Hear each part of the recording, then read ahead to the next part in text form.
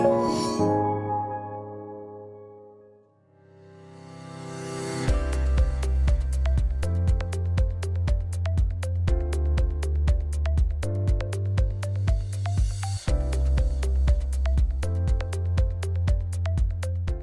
right, so welcome back. Now we're taking the first part of the outline that says, what is redemption, right? What does redemption mean? If you say, I've been redeemed, what exactly does it mean? Now, the word redeem is taken from a Greek word that means buy out, all right? It means buying something out. I mean, okay, what does buying out mean? I know we all go to the mall, we shop, we buy stuff, but what does buying out really mean?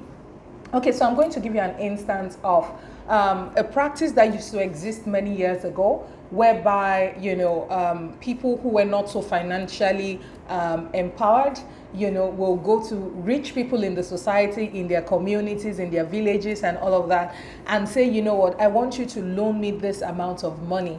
Then banks didn't exist.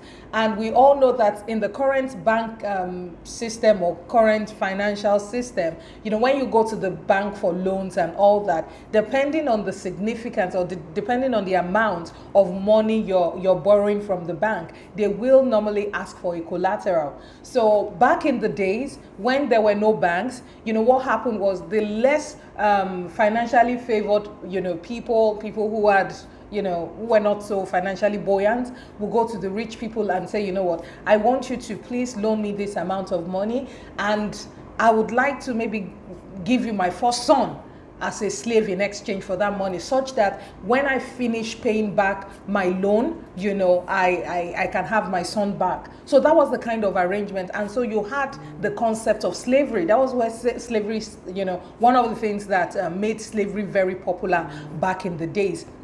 Now, imagine now that there is this poor guy who has gone to loan money from a rich guy, and is not able to pay back the money, right? He's not able to pay back. Now, somebody else who is rich can actually say, you know what, I'm going to pay for that loan and buy out this slave. I want to pay out or pay whatever amount, has been placed on this individual's head. So that's the concept of buying out. Buying out means, something that has been kind of legally or validly given to somebody else, but originally belongs to another person. You can actually put down some payment or put down the full payment to take that person out. That is exactly what Jesus did for us. He bought us out of the possession of the devil.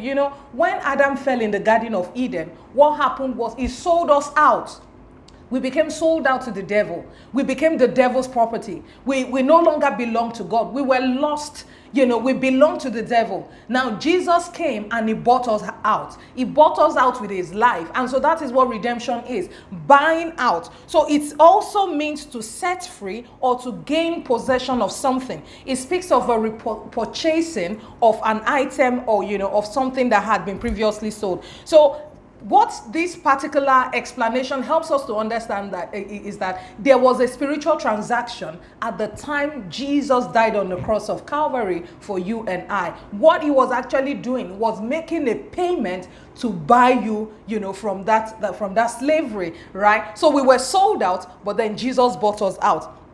So through death, Jesus shed his blood as a ransom for our repurchase. And so he bought us out of the ownership of the devil, made us free, and has made us eternal possessions of God, both spirit, soul, and body. So you belong to God, right? So no wonder the Bible says in 1 Corinthians 6:20, it says, we have been bought with a price. Right? A price was placed on your head, and guess what the price is? The life of Jesus, right? You are worth the life of Christ. I remember there's this popular thing that, that usually comes out during Easter. If you were the only one in this world, trust me, Jesus would have still died for you, because that was the ultimate price that needed to be paid. Now, let me give you a bit of a background. In the past, the exchange was more around goats. So they will use goats, and all that. And when we get to the mystery of substitution, you will understand this in detail. So Jesus became the replacement for you and I, and that is why our lives no longer belong to us.